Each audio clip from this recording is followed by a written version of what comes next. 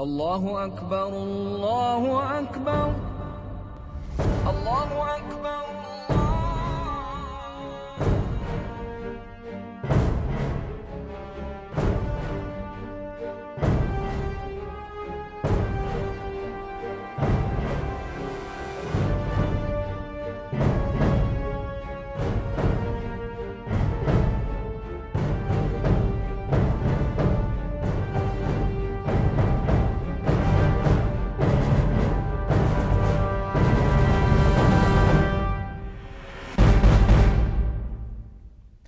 Hi and welcome to Worlds Apart, a program that is committed to speaking the truth in love. I'm your host, Rommel Hussain, and today we have with us Jay Smith, who will be speaking to us about ideologies that are worlds apart. Welcome to the show, Jay. It's great to be here. Likewise, it's great to have you here. I mean, we've really enjoyed talking about these engaging subjects. I mean, we often don't hear about these things. You've given us information, both to Christians and Muslims, so they can see the stability, the foundation, the real answers which are found in the Bible and not in the Quran. Now, I've got a really important subject which I would like to talk about today, and that is, did Jesus really die on a cross? I mean, it almost seems inglorious. Where's the sovereignty in God? Wouldn't God look after his own? If Jesus was the messenger or even the Son of God, how could he let him die on a cross? Very good question. In fact, this is probably the most important question that we're going to deal with Muslims. I know in Christianity we tend to deal with the resurrection all the time. In fact, all of our apologetics concerning that event always figures on the resurrection. You have people like Gary Habermas and Dr. William Craig who are always writing books and books and books, and there's an enormous amount of books on the proof of the resurrection. For a Muslim, they're not even asking that question. And when you're dealing with Muslims, you cannot go to the resurrection because there is no resurrection if there is no death. You've got to go to the crucifixion. Makes sense. So it stands to reason that the Muslims are saying this. And the Muslims are very clear that Christ did not die. Now, for one very important reason, not only for one you're bringing up, and that is, how could God, or how would Allah allow one of his servants, one of his prophets, to die such an inglorious death? That seems to insinuate for a Muslim that Allah is weak. Now, immediately, as a Christian, I would have to laugh at that and say, not at all, because you have no idea what the whole purpose is. And we're going to get into that into another talk. We're not going to get into that today. In fact, we'll probably do it in the next talk, and that is, why is it that God had to die? Because that's really the important question. But let's get back to the historical event. Did God die? Did Jesus die? Yes. Because we already know, as far as we're concerned, Jesus is God. So that's really, did God die? Muslims have to say no because the Quran is very clear in Surah 4, Ayah 157. Let me just take my Quran and let's just read the verse so that we're very clear. So we're quoting right from the Quran exactly what it says. Surah 4, 157, and it says this, and let's read it. And because of their saying, we killed Messiah Isa, son of Miriam, the messenger of Allah, but they killed him not, nor crucified him, but it appeared so to them. And those who differ therein are full of doubts. They have no knowledge, they follow nothing but conjecture, for surely they killed him not. That's very clear. It's very clear. You can't get any more clear than that. I know there's some people like the Ahmadiyas, which is a sect within Islam. It's not true Islam as far as Muslims are concerned. I let the Ahmadiyas defend themselves on that. But they would say that that verse there, it doesn't really suggest that he was not on the cross. It's just that he did not die. That's all they're saying. They killed him not. And they, meaning the Jews, killed him not. Okay. That's what they would say. Now, that really does not do justice to the text. And I'm going to let Ahmadiyas argue with their own Muslim brethren on that. I'll let them take that on. But every Muslim I know, whether they are Sunni, whether they are Shiite, they will look at that verse and they'll say categorically, it's very clear that Jesus did not die, was not crucified. Was not on the cross. In fact, in parentheses, it says, and someone was given his image. Another was given his image. So just very quickly, what happened to Jesus according to the Quranic text? Well, they would say, obviously, that another one was in his place. Another one was given his image, and that person died in his place.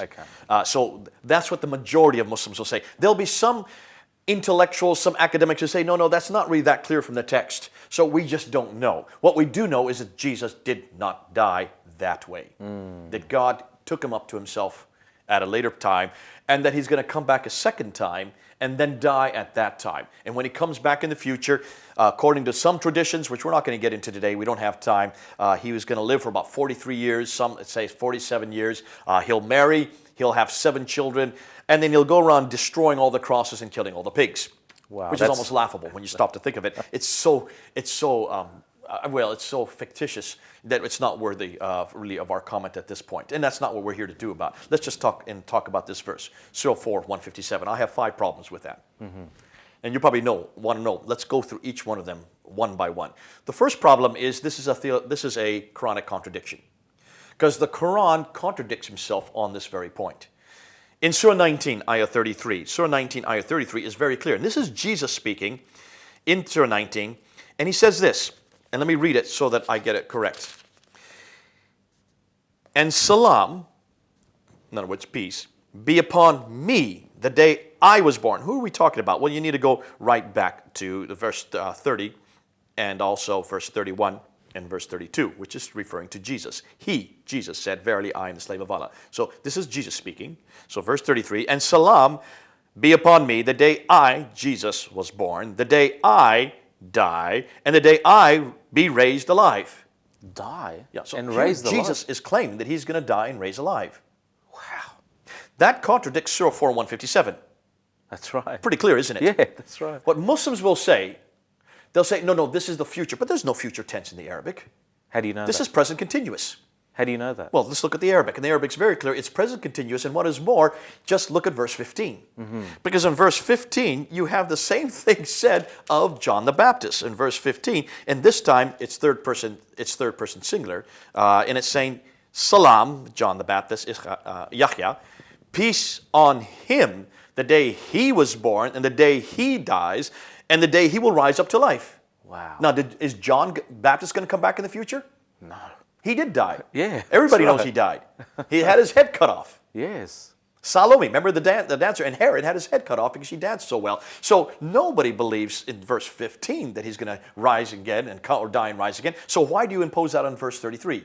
So you can see Muslims have a hard time trying to exegete this. But the real verse, the one that really is problematic, and this is rather curious, because in Surah 3, Ayah 55, you really have the, as far as I'm concerned, a cover-up going on in the Quran. Not the Quran itself, but in the translation of the Quran. In Surah 3, Ayah 55, it says this. Let's start from the beginning.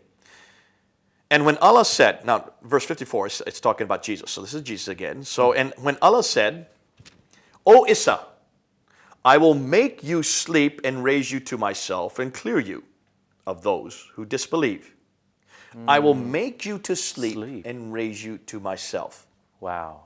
Now, that seems like he just went to sleep. Yeah. What does the Arabic say? I don't know. Now, Tell do me. you know Arabic, do you not? Yes. I can understand. The word in Arabic is mutawafika. What does mutawafika mean? Actually, that particular word I don't know. Actually, You'll have to explain it to me. It means to kill. Uh-huh. Tawafa, to kill. Wow. It's very clear. Anybody that speaks Arabic, it says, I will kill you and take you to myself. Now, prior to 1935, every English translation said that, I will kill you and take you to myself. And then around the 1930s, all the English translations were changed to, I will put you to sleep.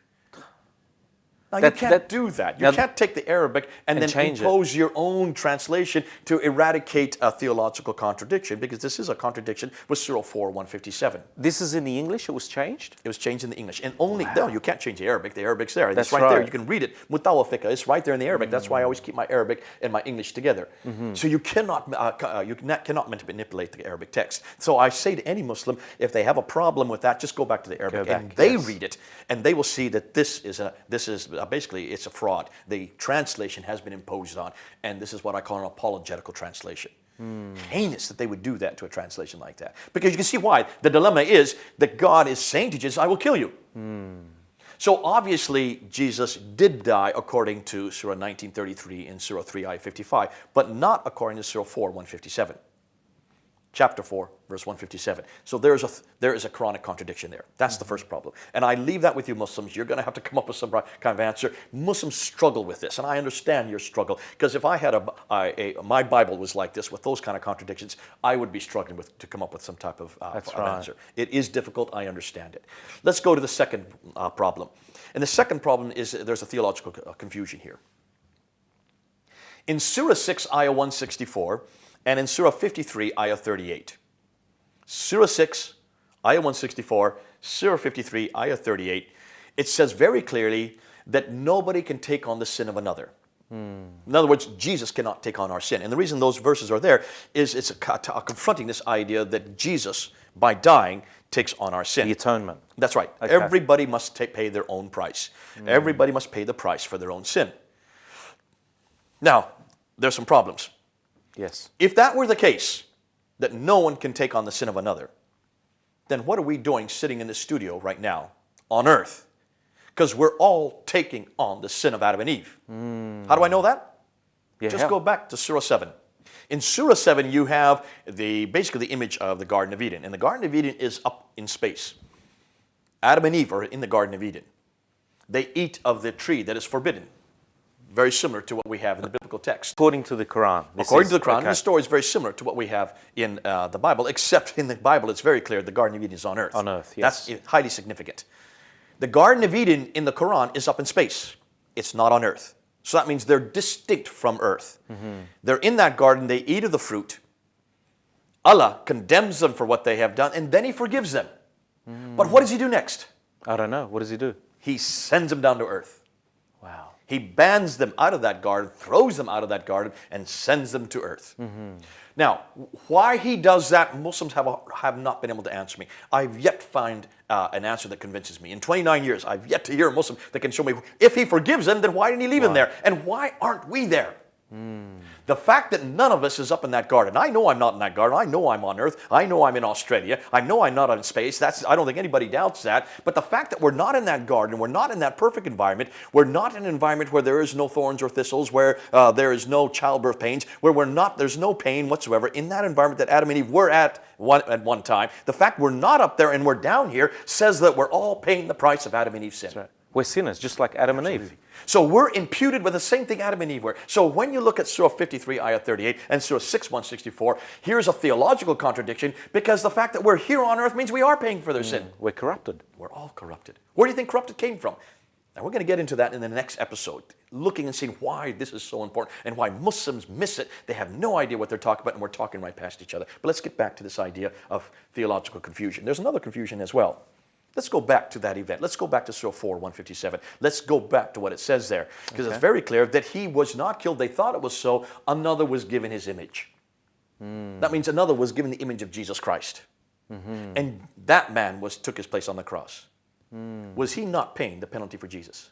Yeah. Was he not taking Jesus' place on the cross? Certainly, yes. Was he not therefore paying the guilt? Whether or not you could say he was guilty or not. Nonetheless, was he not paying that which Jesus was supposed to do? He was. Why would Allah do that? So isn't this a contradiction? Wow. Do you see, that's a theological contradiction. So any way you get out of it, if you're going to start changing Scripture like the Quran is doing, and if you're going to have these verses in there that say, no, someone else took his place, you're going to have to deal with all these other theological contradictions that are imposed on you by these other verses like Surah 6, 164 and Surah 53, Ayah 38. That's true. So that's the second problem. Third problem. Historically speaking, did Jesus die? Yes, of course. How do you know? The scripture says it. We know that when he rose, there was over 500 witnesses there, as we read in 1 Corinthians. No, he died. Well, it was 500 witnesses saying that he was alive, but how do we know that he died? He was in a tomb for 3 days. Okay, so who told you that? The scripture says that. But maybe they're biased.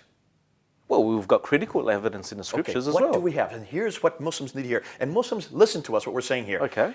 Look at the historical evidence for the crucifixion. Yes, the scriptures. And what Rommel is saying is very clear. Matthew, Mark, Luke, John, Paul, all the New Testament agree that Jesus died. There is no contradiction there. No one disbelieves that. Look at, as you said, there were so many witnesses, over 500 witnesses to the fact that he rose again. But that's another point. What we're asking is, did he die to begin with? Did he die? That's what we're reading, right? Yes. How do we know he died? He was on the cross. How do we know it was he? Uh-huh. Well, we need to ask some questions. We need to say, what's the historical evidence? Please tell me. All right, the historical evidence means people who are at that time, who are not Christians, who are not biblical writers. Okay. Outside of the Christian evidence, is there any evidence for his crucifixion? And the answer is absolutely yes. Outside of the Bible. Absolutely. Wow. And we need to go back to that evidence. We need to go back to men like Thallus.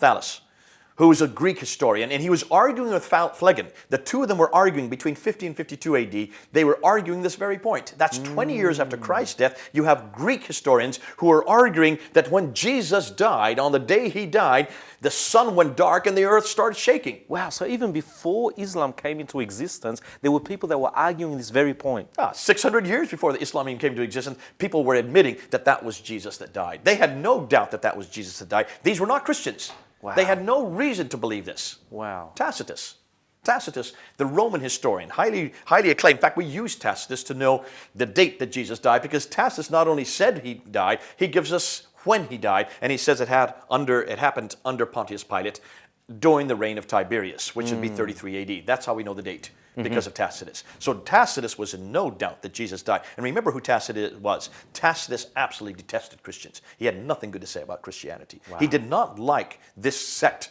that was growing up and growing so popular, and he said so. So he had no agenda to accept the death of Jesus Christ, certainly not from his position. So you have Greek historian, you have a Roman historian, and then you have Josephus. Josephus not only says that he died, Josephus was a Jewish historian. There would be no reason why he would want to accept the fact that this was Jesus died or death or not. There was no agenda behind him. He not only says that Jesus died, he also makes a curious reference to the fact that Christians believe that Jesus rose again. And it's the only extra biblical evidence we have that even supports the resurrection. So you have Greek, Roman, and Jewish historians all believe that Jesus did die. Wow. So what is the Quran going to do? The Quran is the only book that says he did not die, and it was written 700, well actually, according to Muslims, it was written 700 years later. Are you going to trust the historians who were there living in the same century, who, though they had no agenda whatsoever to accept his death, they all agreed that he died? Or are you going to accept one testimony from one man who never was in Jerusalem, never even lived in that century, never met Jesus Christ, was not even there near it?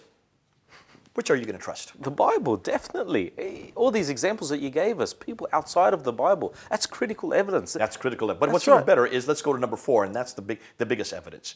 Eyewitness evidence. Because the best evidence is people who were actually there, right? That's right. Because even Thallus and Phlegon were not there. Or they may have been there, we don't know. But certainly they were, within 20 years, they're talking about it. They were writing about it. Tacitus was writing it a little later. But was there anybody there who was witnessing it? Yes. Who?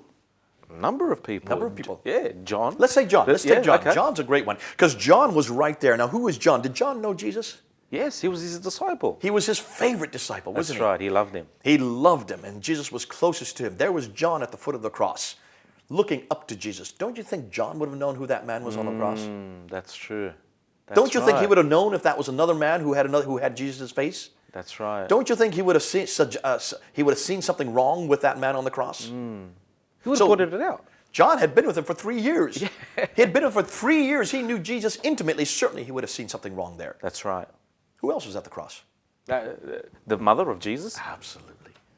Mary. Wow. Mary was at the foot of the cross. She knew Jesus for 33 years. That's right. Don't you think she would have known who her son was? Of course, she raised him up. Come on. I don't know what Muslims are thinking when they're saying that no one was there that wouldn't recognize him. The mother of Jesus, who have known him for 33 years, she was at the foot of the cross. What do you think she was doing? She would have been the first one to say, that's not my son. Wow, yes. And what about the man on the cross?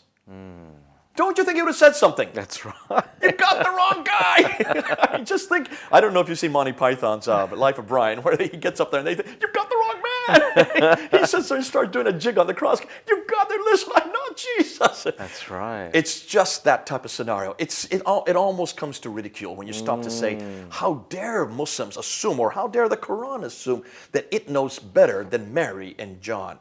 Mary, who knew Jesus intimately. John, who was his favorite disciple. They knew who Jesus was. How can they say that they were wrong? They can't.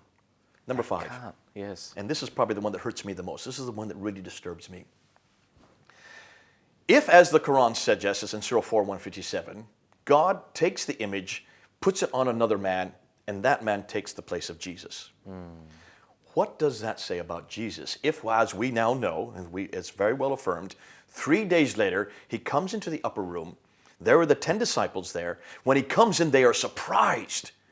And he claims to be the resurrected Jesus, having never died.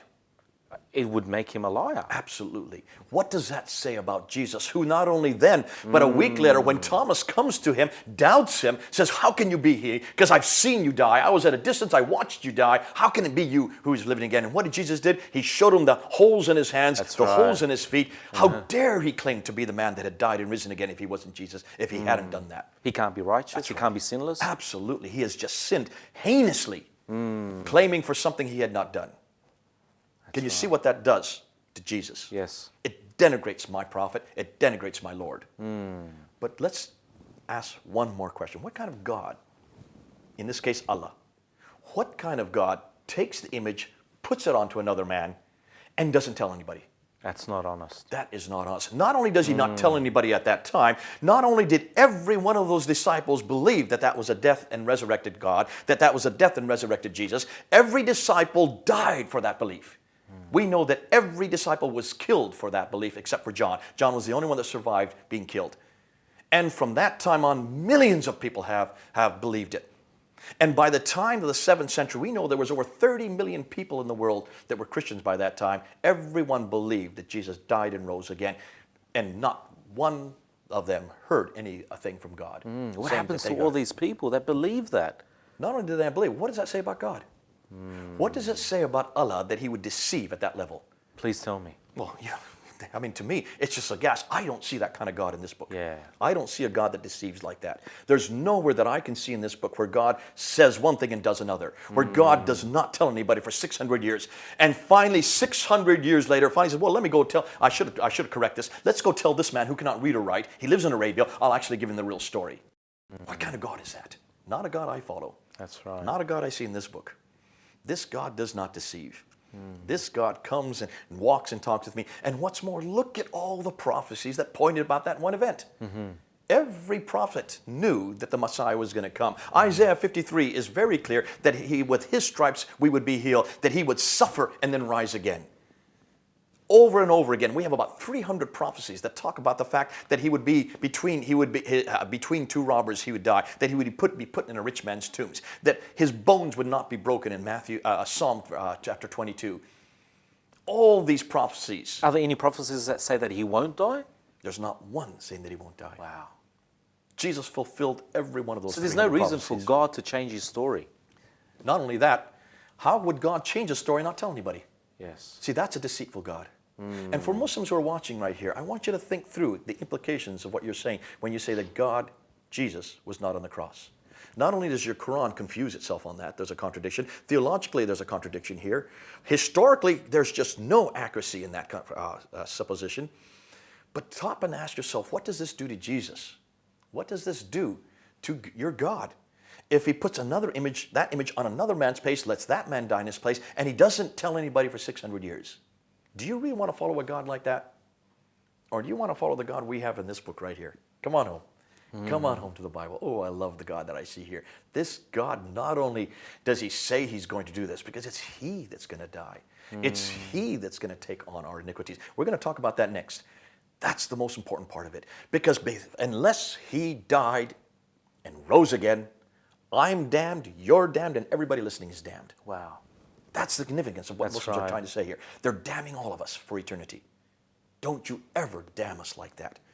When God promised he was going to do this, he had to die, but he didn't stay dead. He rose again the 3rd day, and we're going to talk about why that had to happen. That's the next segment. Jay, unfortunately that brings us to the end of the episode. Thank you very much once again. I can't wait until the next episode. Honestly, I'm on the edge of my seat.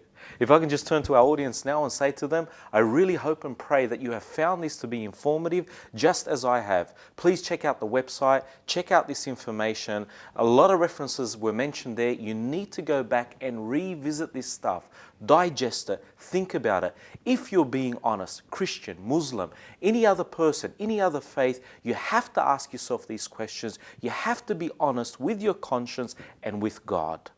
Once again, stay tuned for the very next episode. Thank you very much and goodbye.